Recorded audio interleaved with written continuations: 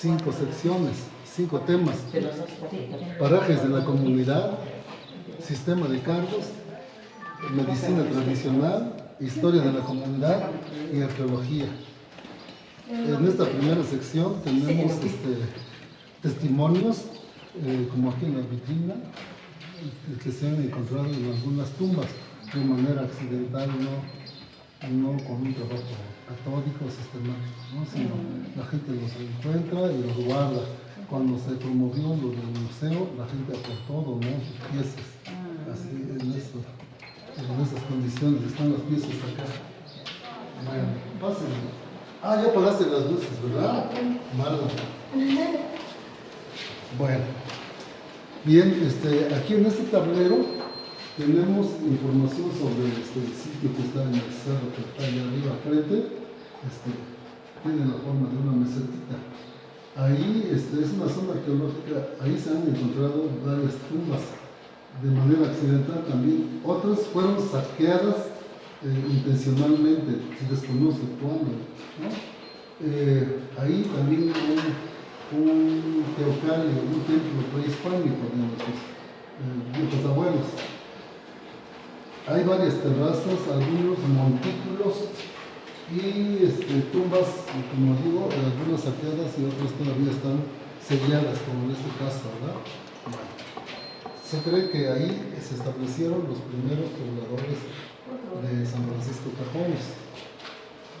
Hay una hipótesis de que durante el gobierno del rey de Sachila, que se llamó Sachila primero, envió grupos de guerreros para contener la expansión territorial de los mijes, que los tenemos allá enfrente.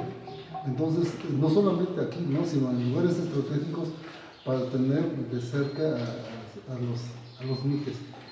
Lo mismo encontramos por todos los pueblos que están rumbo a Villalta, como Yaté, como Yatzona, ¿no? En lugares estratégicos. Ahorita vamos a ver algunos testimonios que dan cuenta de que fueron guerreros. En estas vitrinas tenemos más reliquias, ¿no? De nuestros antepasados. A ver, vamos.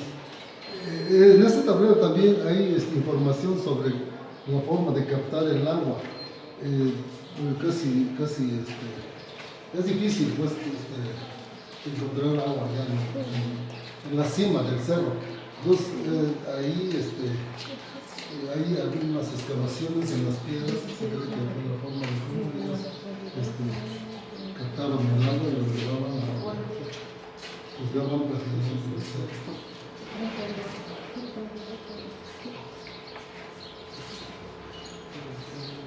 A ver, pasen de este lado.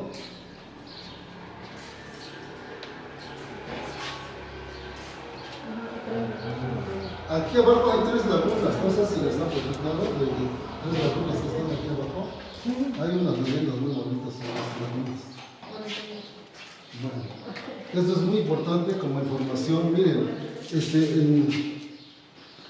en 1996 llegaron unos arqueólogos de la UNAM a solicitar el espacio para hacer un estudio sistemático sobre algunas tumbas o sobre este sitio arqueológico.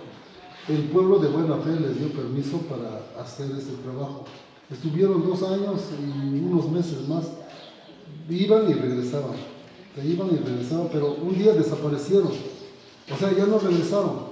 Pasó casi un año cuando un descendiente de este pueblo que estudiaba en la universidad en aquella época vio en una gaceta la información de un hallazgo que habían hecho unos arqueólogos en el Cerro de la Mesa en San Francisco Cajones. Y aparecían algunas fotografías donde están informando de ese hallazgo. Se trata de un pectoral de un guerrero águila con unas cuentas de jade, de piedras y unas piezas dentarias. Nada más. Y entonces hicimos una gestoría, casi duramos 2 años para que regresaran esas piezas, ¿verdad? Y así se reforzó la idea de hacer un museo en la comunidad. Eso es lo que informa este tablero. En este tablero tenemos los pisos ecológicos.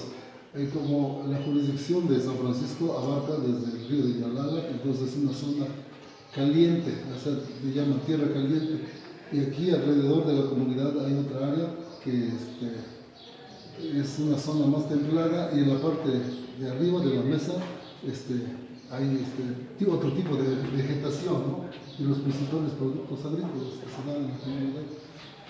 Estas piezas que ustedes ven acá se han encontrado en el Cerro de la Mesa. Se cree que el Teocalli o el templo prehispánico que estuvo muy decorado, estuvo bien. En la iglesia católica todavía tenemos incrustadas muchas piedras con estuco, con un color rojo, como acostumbraban ellos embellecer sus templos. A la llegada de los frailes se destruyó todo eso para borrar todos los vestigios o todas las creencias, cómo entendían nuestros abuelos la vida, la religión, el concepto de Dios y todo, ¿no? Entonces, son piezas que dan cuenta de que ahí se establecieron los primeros fundadores de todo. Ahora bien, en este tablero tenemos los sitios sagrados que aún la gente conserva y acude para hacer pedimentos, para hacer curaciones. Por ejemplo, en este pocito se llama Bertí, es un pozo que está aquí abajo del pueblo. Ahí la gente va a hacer sus curaciones, sus limpias, y pensamos que es muy importante exhibirlos para que la gente las nuevas generaciones no lo tomen como cuestiones diabólicas o de hechicería, sino son conocimientos tradicionales y que tenemos que conservar este lado de la vida. Y tenemos otro montículo. Aquí en este lugar la gente va a hacer pedimentos cuando tiene que desempeñar un cargo en el municipio, en la iglesia, o cuando tienen alguna fiesta particular, cuando hay un matrimonio, la gente va a hacer pedimentos ahí para pedir energía, ¿no? A Ser Supremo. Llevan velas, flores. Este cerrito que ven aquí se dice que es un cerro encantado. También hay una pintura, una mano de color rojo, en una parte alta, pues en donde difícilmente pues, podemos subir y no se explica uno cómo es que fue pintada esa mano. Hay una cueva también donde van a hacer sus pedimentos. Es muy importante que las nuevas generaciones entiendan este conocimiento, esta creencia, ¿no? Fortalecerla como parte de nuestra cultura. Bueno, en esta vitrina tenemos más cuentas que se han encontrado en las tumbas, o la gente los encuentra de manera individual, ¿verdad? En sus campos de labranza. Entonces los entregaron y ya aquí están resguardados.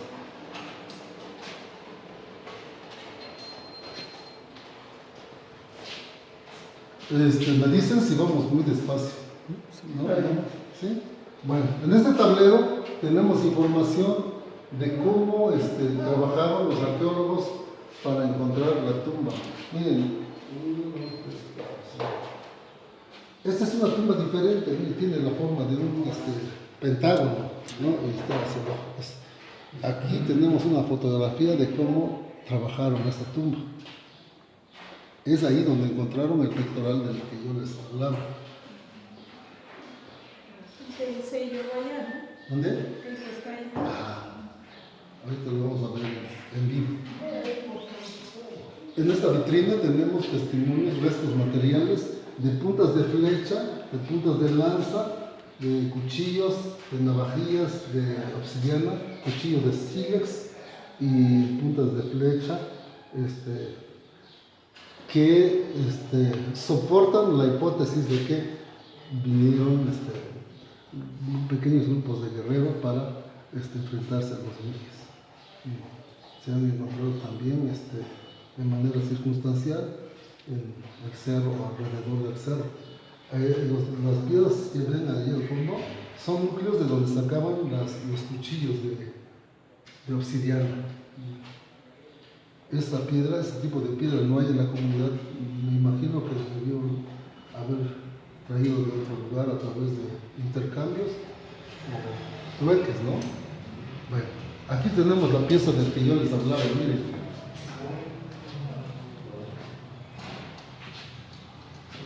Aquí está el pectoral. Es un guerrero con su carita, no está completo. Falta un cascabel o dos cascabeles. Aquí están las piezas dentarias, vean cómo están finamente perforadas para colgarlas como cuentas. Y también se encontraron estas piezas de piedra. La pieza del centro es de plata. Hay otros de jade y hay otros simplemente son de piedra. ¿Qué son? Piezas dentarias. ¿Sí? Bueno, mucha gente nos pregunta, bueno, ¿por qué las piezas?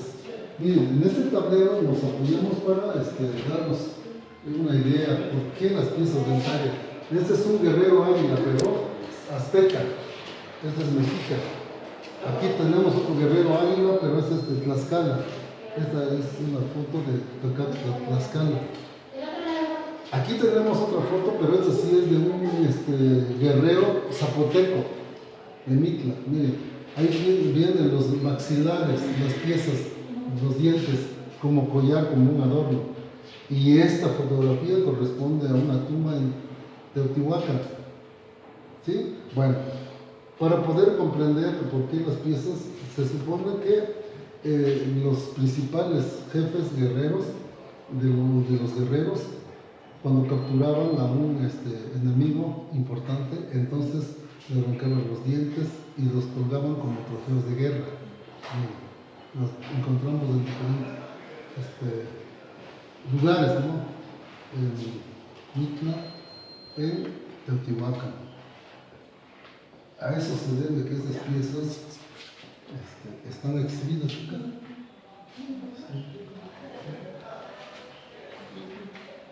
Entonces, con estos testimonios cobra más fuerza la hipótesis o la teoría de que fueron grupos de guerreros los que se establecieron en esta región para impedir que los mijes extendieran más su territorio, ¿verdad?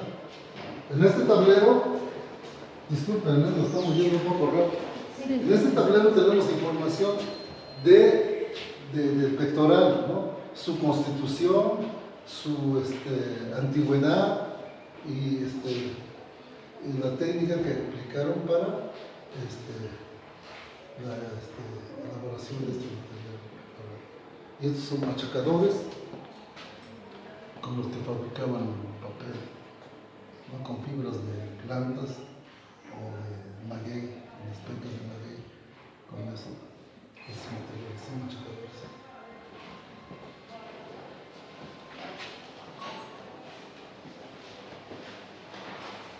Aquí tenemos en esta vitrina más cerámica en miniatura. Se supone que fueron enterrados con algunos infantes, con los niños. Se han encontrado también de manera muy circunstancial.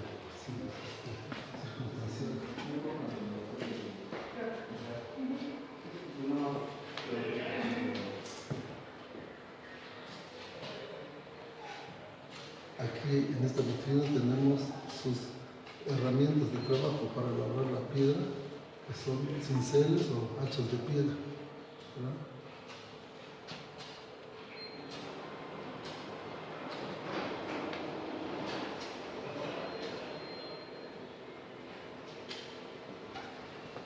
A ver, aquí termina la sección que es de arqueología. Pues podemos llevarnos un buen rato platicando sobre el contenido de cada uno de los tableros. Aquí empieza otra sección, que es historia de la comunidad, y esta es una línea del tiempo que termina hasta allá al fondo. Y aquí tenemos los datos más antiguos de la comunidad, son los datos más antiguos.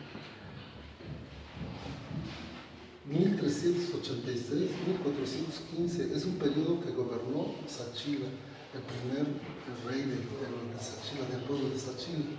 Dice, primer asentamiento del pueblo, punto de defensa de los zapotecos en hostilidades contra los mijes. Es probable que el pueblo zapoteco que dio origen a San Francisco Cajonos se fundó en el Cerro de la Mesa, cuando el gobernante del pueblo de Sachinga envió grupos de guerreros a la sierra para establecerse en lugares estratégicos y realizar su campaña militar contra los mijes. Aquí tenemos del lienzo de Tabá una representación de una batalla entre zapotecos y mijes. Esto no es de la comunidad, pero es toda esta área donde se establecieron los zapotecos.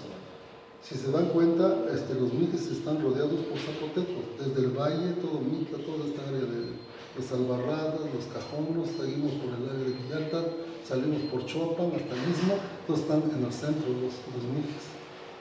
Bueno, y tenemos que seguir toda esta secuencia para ir comprendiendo la historia de San Francisco Cajonos. Entonces ya tenemos su establecimiento, la llegada de los españoles. Entre 1522 y 1526 empiezan a invadir esta área los europeos, los españoles y los frailes. El bautizo de los primeros indígenas,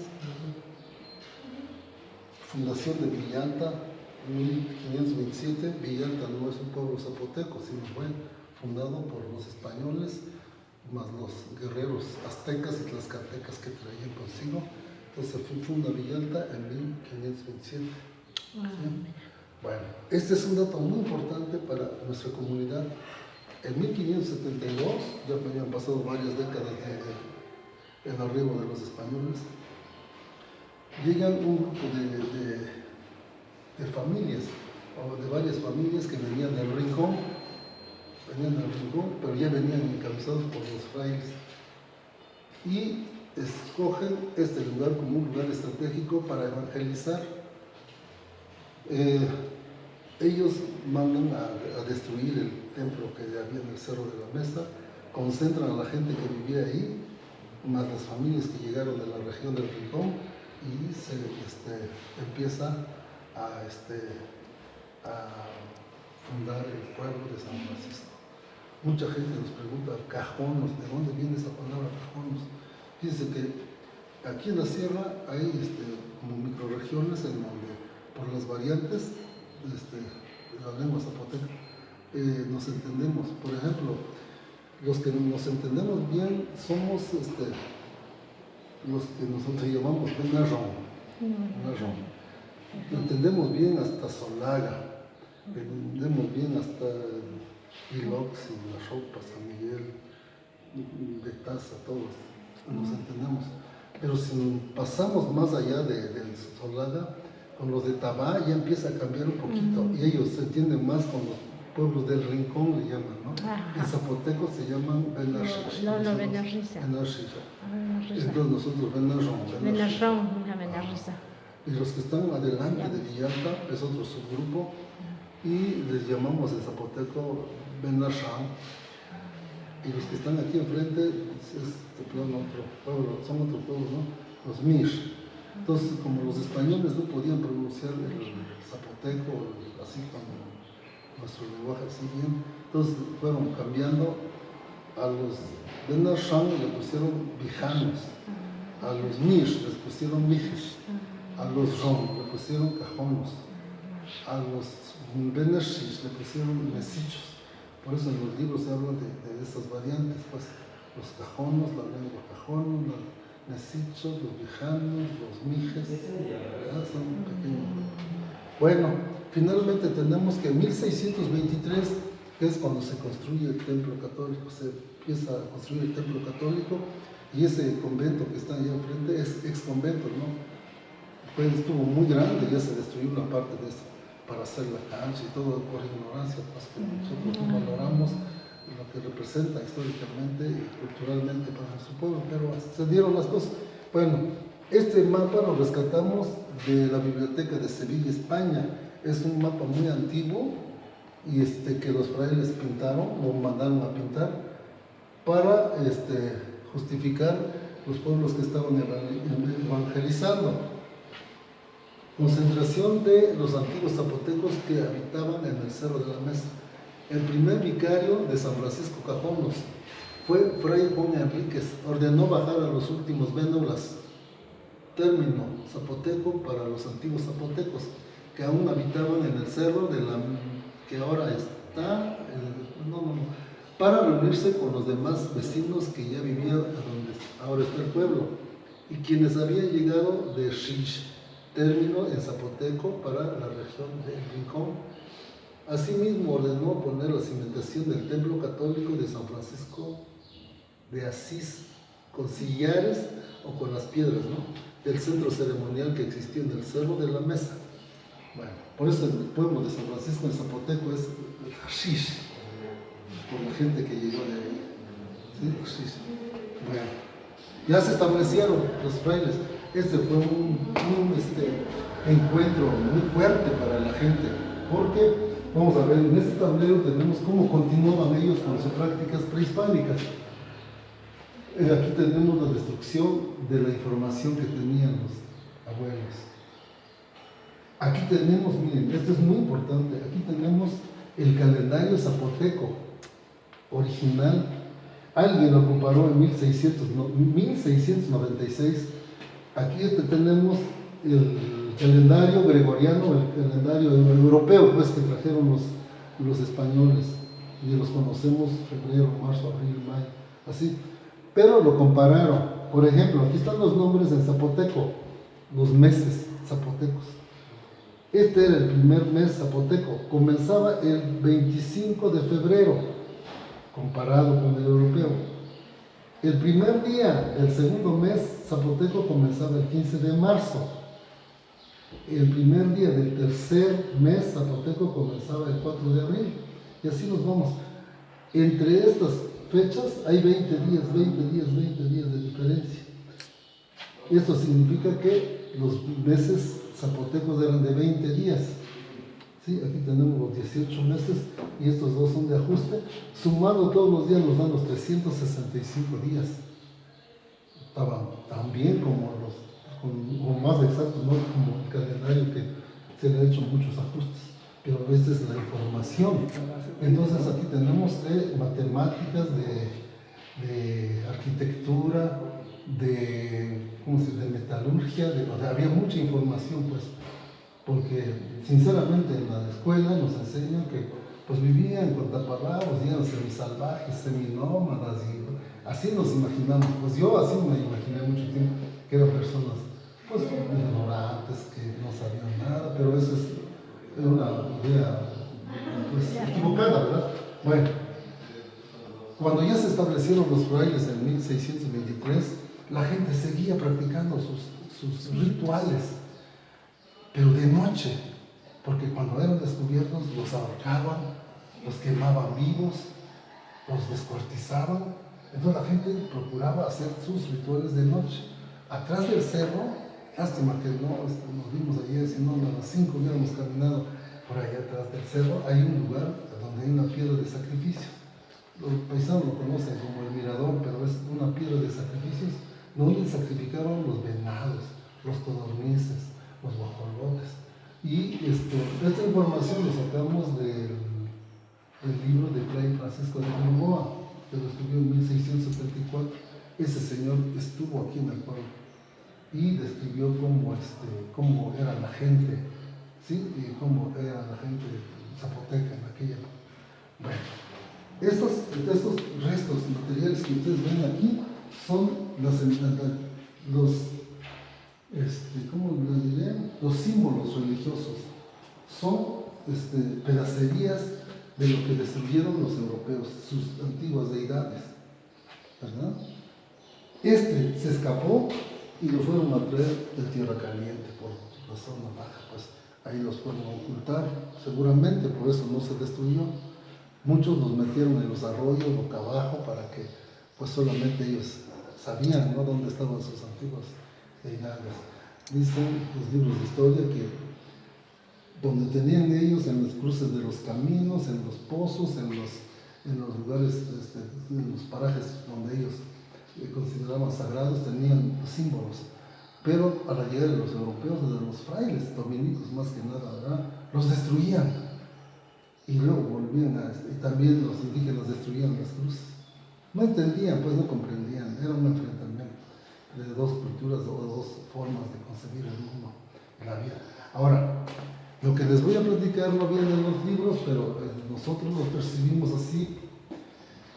El concepto religioso que tenían nuestros abuelos es que había un ser supremo. Hay un ser supremo.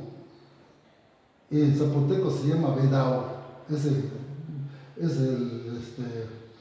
Es Dios en zapoteco, es Vedao, pero de una forma diferente.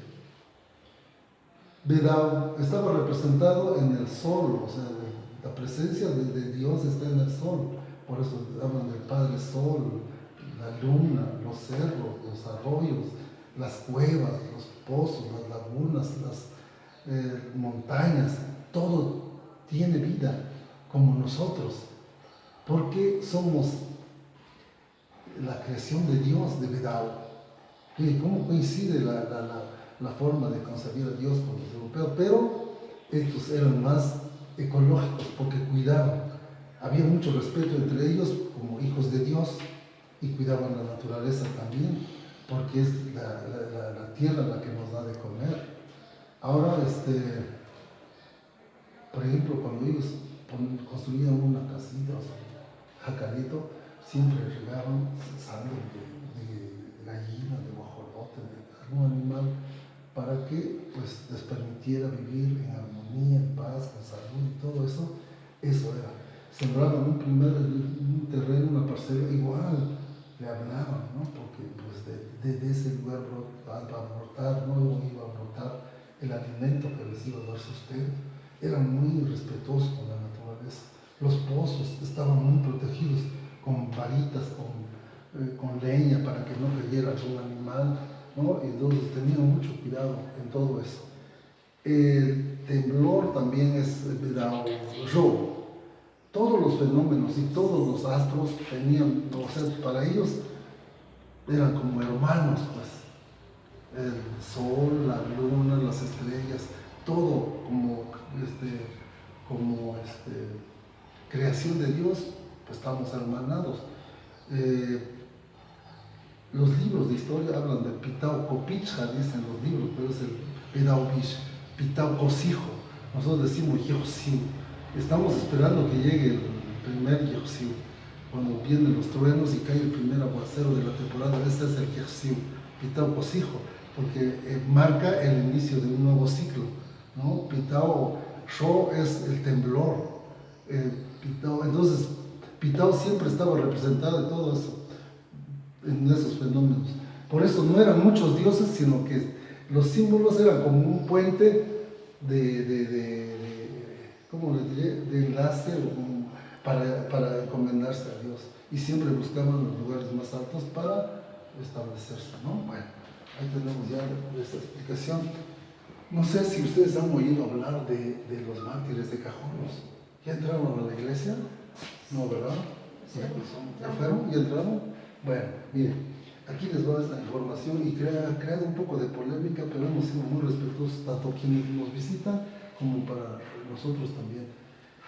En el año de 1700, los frailes llegan a 1623, pasaron como 70 y tantos años después, fueron descubiertos los indígenas haciendo un ritual en una casa particular ya cuando el pueblo ya se había fundado acá.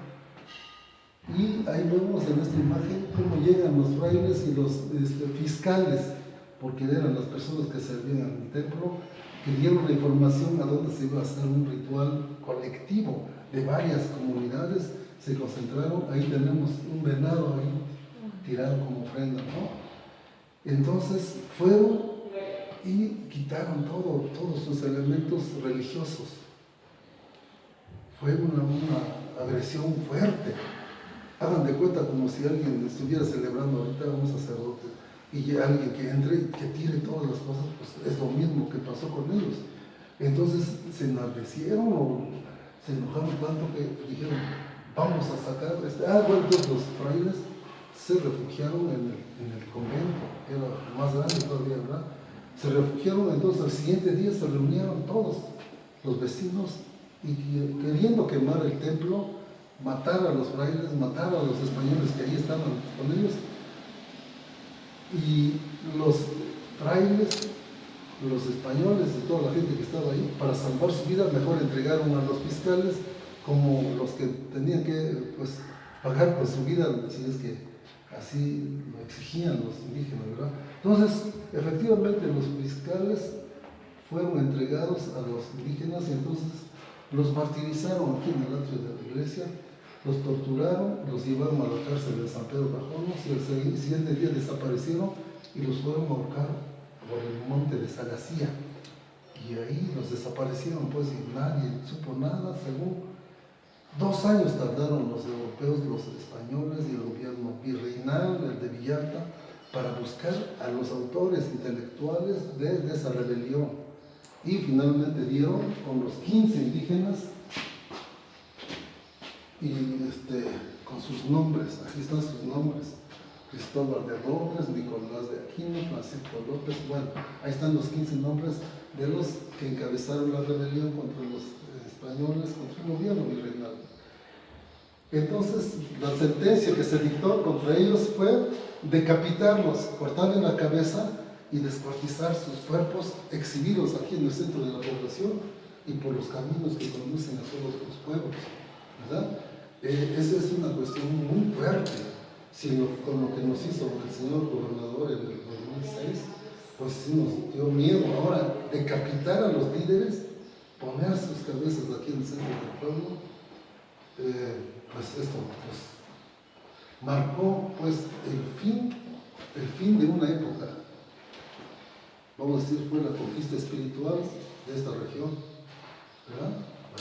Miren, esta información es muy fuerte, como que dice la sentencia: ejecútese, mate, decapiten o descuarticen los cuerpos. Eso fue en 1702. 2 años tardaron en investigar acerca de estos líderes. Ahí termina otra etapa de la historia de San Francisco. Ahora, 1800, no encontramos información, pero en 1900, en este siglo, sí, estamos bueno, aquí tenemos otra etapa de la historia de San Francisco. Miren, en este tablero tenemos una información de qué pasó en este pueblo en la época de la Revolución. En este pueblo hubo un sacerdote que se llamó Juan Robles. Ese sacerdote prestó sus servicios en la ciudad de Oaxaca, en una de las iglesias, y tenía ideas revolucionarias. Se dice que cuando Padero empezó a hacer su campaña contra Porfirio Díaz, ahí en su casa lo hospedó porque era una persona peligrosa, pero este señor, como tenía ideas revolucionarias, entonces, y además como sacerdote, pues tenía cierta protección. Bueno, ese señor vino y organizó